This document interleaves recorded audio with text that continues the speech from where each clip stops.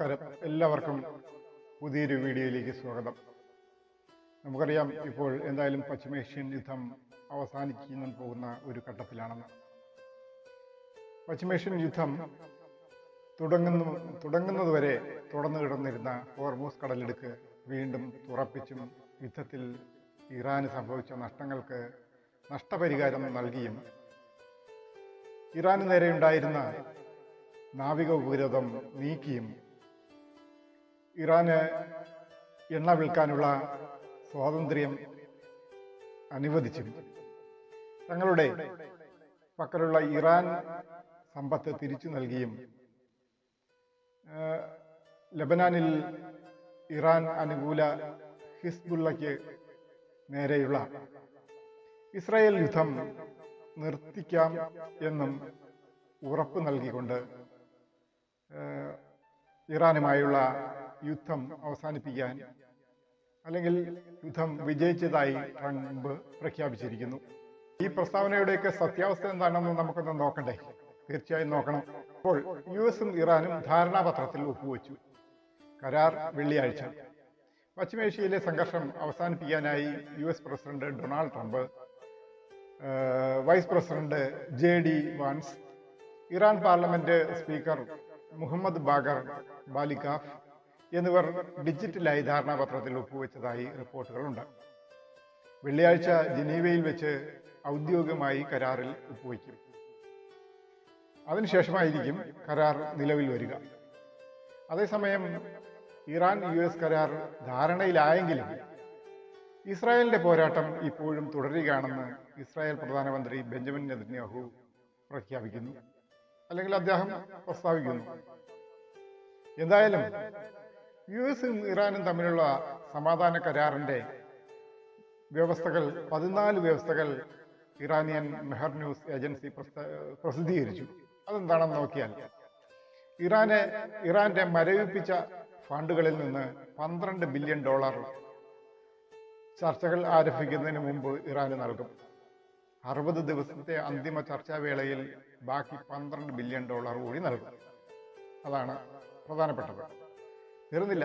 ഇറാനെതിരെ അടിച്ചേൽപ്പിച്ച യുദ്ധത്തിന് കുറഞ്ഞത് $300 ബില്യൺ നഷ്ടപരിഹാരം നൽകുന്ന പുനർനിർമ്മാണ പദ്ധതികളും യുഎസും സഖ്യകക്ഷികളും അവതരിപ്പിക്കണം. മേഖലയിലെ അമേരിക്കൻ സൈനികരുടെ സാന്നിധ്യം കുറയ്ക്കണം. അതാണ് അടുത്തത്. ഇറാനെതിരായ എണ്ണ, പെട്രോ കെമിക്കൽ ഉപരോധങ്ങൾ ശാശ്വതമായി നിർത്തിവെച്ചു പരിഹാരം കാണണം. 30 ദിവസത്തിനുള്ളിൽ അമേരിക്കൻ നാവിക ഉപരോധം പൂർണ്ണമായി പിൻവലിക്കണം. ഇറാന്റെ ആഭ്യന്തര കാര്യങ്ങളിൽ ഇടപെടാതിരിക്കാനും ഇറാന് ചുറ്റുമുള്ള പ്രദേശങ്ങളിൽ നിന്ന് സൈന്യത്തെ പിൻവലിക്കാനും പുതിയ ഉപരോധങ്ങളോ ബലപ്രയോഗങ്ങളോ നടത്താതിരിക്കാനും US പ്രതിജ്ഞാബദ്ധമാണ്. ലബനാൻ ഉൾപ്പെടെ എല്ലാ മുന്നണികളിലും അടിയന്തര വെടിനിർത്തൽ ആവശ്യമാണ്. പുതിയ ഇറാനിയൻ ക്രമീകരണങ്ങൾ പ്രകാരം ഹോർമൂസ് കടലിടുക്ക് 30 ദിവസത്തിനുള്ളിൽ വീണ്ടും തുറക്കും. മുൻകാല സാഹചര്യം പോലെ പൂർണ്ണമായും സ്വതന്ത്രമല്ല എങ്കിലും തുറക്കും. ആണവായുധങ്ങൾ നിർമ്മിക്കുന്നില്ല. NPT പ്രതിബദ്ധത ഇറാൻ വീണ്ടും ഉറപ്പിക്കുന്നു. ആണവ പ്രശ്നങ്ങൾ ഉൾക്കൊള്ളുന്ന ഒരു അന്തിമ കരാർ ചർച്ച ചെയ്യാൻ 60 ദിവസത്തെ സമയം നിശ്ചയിച്ചിട്ടുണ്ട്. ഇറാന്റെ മിസൈൽ പ്രോഗ്രാമിലും പ്രതിരോധ ഗ്രൂപ്പുകളിലുള്ള പിന്തുണയിലും നിയന്ത്രണങ്ങളൊന്നുമില്ല. $12 ബില്യൺ മുൻകൂട്ടി നൽകുകയും എണ്ണ ഉപരോധം താൽക്കാലികമായി നിർത്തിവെക്കുകയും ഉപരോധം നീക്കുകയും ചെയ്യുന്നതുവരെ അന്തിമ ചർച്ചകൾ ആരംഭിക്കില്ല. അവിടെയും പ്രശ്നമുണ്ട്.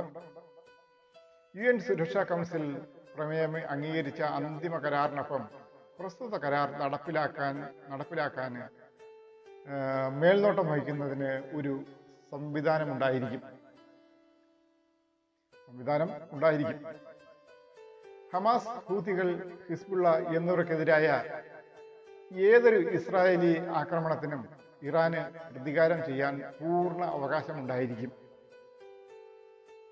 അപ്പോൾ ഇറാൻ ഒരു രാജ്യത്തിനും സമ്പുഷ്ടമായ യുറേനിയം കൈമാറുകയോ നശിപ്പിക്കുകയോ ചെയ്യില്ല. പക്ഷേ ഇറാൻ അത് എങ്ങനെ കൈകാര്യം ചെയ്യുമെന്ന് ഭാവിയിലെ ചർച്ചയിൽ തീരുമാനിക്കും. ഇതൊക്കെയാണ് ഈ നിർദ്ദേശങ്ങൾ എന്ന് പറയുന്നത്. ഈ നിർദ്ദേശങ്ങളെല്ലാം US അംഗീകരിച്ചതായി റിപ്പോർട്ടുകളുണ്ട്.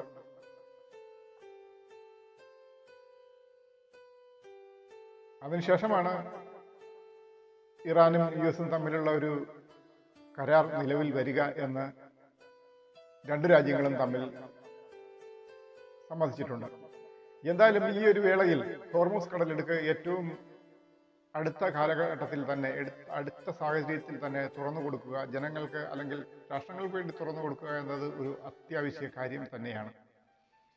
കാരണം ലോകരാജ്യങ്ങളിൽ ഭൂരിഭാഗവും ഇറാൻ ഹോർമൂസ് വഴി കടന്നു വരുന്ന എണ്ണകളെ ആശ്രയിച്ചാണ് മുന്നോട്ട് പോകുന്നത്. അപ്പോൾ ആ എണ്ണകൾ കിട്ടാതെ വരുന്ന രാജ്യങ്ങളിൽ വിലവർധനവും പെട്രോൾ ഡീസൽ വില വർദ്ധിക്കുന്നതോടുകൂടി തന്നെ രാജ്യത്തെ ട്രാൻസ്പോർട്ടേഷന്റെ ചാർജ് വർദ്ധിക്കുകയും അവശ്യ സാധനങ്ങൾ എത്തിക്കുന്നതിനുള്ള ആ ബുദ്ധിമുട്ട് കാരണം അവിടെയും വിലവർധന ഉണ്ടാവുകയും ജനജീവിതം ദുസ്സഹമാവുകയും ചെയ്യുന്ന ഒരു സാഹചര്യത്തിന് ഒരു അയവ് വരും എന്നുള്ളതാണ് ഹോർമൂസ് കടലിടുക്ക് എത്രയും പെട്ടെന്ന് തുറന്നാൽ സംഭവിക്കും എന്നുള്ളത്. തീർച്ചയായും ഇതൊക്കെ നമ്മുടെ രാജ്യത്ത് ലോകരാജ്യങ്ങളുടെ പ്രതിനിധികൾ ഏർപ്പെട്ട് അല്ലെങ്കിൽ ലോകരാജ്യങ്ങളുടെ തലവന്മാർ ഏർപ്പെട്ട് ഇതൊക്കെ നേരത്തെ തന്നെ ചെയ്യേണ്ടതായിരുന്നു. കാരണം ഈ യുദ്ധം എന്ന് പറയുന്നത് ലോക ജനസംഖ്യയോ അല്ലെങ്കിൽ ഇറാനിലെ ജനങ്ങളോ അല്ലെങ്കിൽ അമേരിക്കയിലെ ജനങ്ങളോ ഇസ്രായേലിലെ ജനങ്ങളോ ആഗ്രഹിച്ചതല്ല, അവരാരും നടത്തുന്നതല്ല. രാഷ്ട്രങ്ങളുടെ രാഷ്ട്ര തലവന്മാരുടെ ഈഗോ കൊണ്ട് മാത്രം തുടർന്നു വരുന്ന ഈ ഒരു യുദ്ധം അവസാനിപ്പിക്കേണ്ടത് ഏറ്റവും അത്യാവശ്യമായ ഒരു കാര്യമാണ് ഈ സാഹചര്യത്തിൽ. തീർച്ചയായും രാഷ്ട്ര തലവന്മാർ തന്നെയാണ് അവരുടെ അഭിപ്രായ വ്യത്യാസങ്ങൾ ജനങ്ങളിലേക്ക് അടിച്ചേൽപ്പിക്കുന്നത്. അല്ലാതെ ജനങ്ങൾക്ക് യുദ്ധം ചെയ്യണമെന്നോ ആരുമായി ജയിക്കണമെന്നോ അല്ലെങ്കിൽ അവർക്ക് എണ്ണ വേണമെന്നോ എണ്ണയുടെ പൂർണ്ണ അവകാശം വേണമെന്നോ ഹോർമൂസ് കടലെടുക്ക് വേണമെന്നോ ഒന്നും ജനങ്ങൾക്ക് യാതൊരു താല്പര്യവുമില്ല. താല്പര്യമുള്ളത് ലോകത്തിലെ രാഷ്ട്ര തലവന്മാർക്ക് മാത്രം. ഹോർമൂസ് കടലെടുക്ക് കിട്ടിയാൽ അമേരിക്കയ്ക്ക് അതിന് മുകളിൽ നികുതി ചുമത്താം.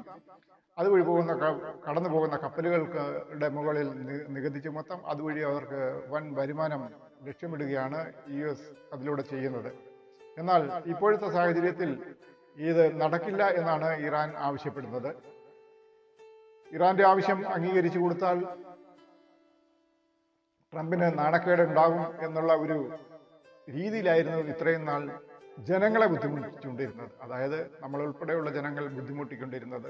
പെട്രോളിന്റെയും ഡീസലിന്റെയും വില വർദ്ധിച്ചു. അത് ആ സാഹചര്യത്തിൽ തന്നെ നമ്മുടെ ഇന്ധനവില വർദ്ധിക്കുന്നതോടൊപ്പം തന്നെ നമ്മുടെ ഗാർഹിക സിലിണ്ടറുകളുടെ വില മൂന്നാം തവണയും നമ്മുടെ ഇന്ത്യൻ സർക്കാർ വർദ്ധിപ്പിച്ചിട്ടുണ്ട്. എത്രയോ തവണ വർദ്ധിപ്പിച്ചു നമ്മുടെ പെട്രോളിന്റെയും ഡീസലിന്റെയും വില. ഇതൊന്നും സാധാരണപ്പെട്ട ജനങ്ങൾക്ക് താങ്ങാവുന്ന തരത്തിലല്ല പോയിക്കൊണ്ടിരിക്കുന്നത്.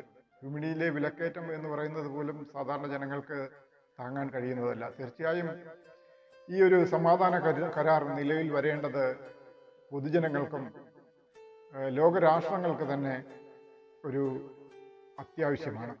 കാരണം ഇറാനെ US ആക്രമിക്കുമ്പോൾ US താവളങ്ങളിലേക്ക് ഇറാൻ ആക്രമിക്കുന്നു. ആ ആക്രമണം ചെല്ലുന്നത് നമ്മുടെ സഹോദരന്മാർ ധാരാളമായി താമസിക്കുന്ന ഗൾഫ് മേഖലയിലേക്കാണ്.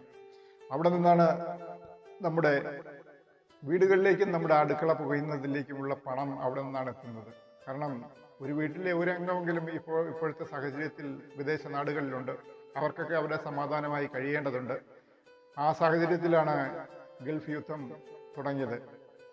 ഈ യുദ്ധം അവസാനിച്ചെങ്കിൽ മാത്രമേ ഇനിയും അവിടെ വേക്കൻസികൾ ഉണ്ടാവുകയുള്ളൂ. ഇപ്പോഴത്തെ സാഹചര്യം എന്ന് പറയുന്നത് അവിടുന്ന് ധാരാളം നമ്മുടെ നാട്ടുകാരെ, മലയാളികളായാലും ഇന്ത്യക്കാരായാലും അതുപോലെ മറ്റു വിദേശത്തുള്ളവർക്കായാലും ജോലി നഷ്ടപ്പെട്ട് വീട്ടിലേക്ക് പോകുന്ന ഒരു സാഹചര്യമാണുള്ളത്. ഈ സാഹചര്യത്തിനെല്ലാം ഒരു മാറ്റം വരേണ്ടത് അത്യാവശ്യമാണ്. അതുപോലെ ഇനിയും കൂടുതൽ വേക്കൻസികൾ അല്ലെങ്കിൽ തൊഴിലവസരങ്ങൾ അവിടെ ഉണ്ടാകട്ടെ. അതിനുവേണ്ടി ഈ യുദ്ധം അവസാനിക്കേണ്ടത് അത്യാവശ്യം തന്നെയാണ്. അപ്പോൾ കരാർ നിലവിൽ വരട്ടെ, ഹോർമൂസ് കടലിടുക്ക് തുറക്കട്ടെ, നമ്മുടെ വർദ്ധിപ്പിച്ച പെട്രോളിന്റെയും ഡീസലിന്റെയും വിലകൾ താഴെ വരട്ടെ. വരുമോ ഇല്ലയോ എന്ന് നമുക്ക് കണ്ടറിയണം. എന്തായാലും നമ്മുടെ കേന്ദ്ര സർക്കാർ ഈ വർദ്ധിപ്പിച്ച വില ഒരിക്കലും താഴേക്ക് കൊണ്ടുപോകും എന്ന് കരുതണ്ട. നമസ്കാരം.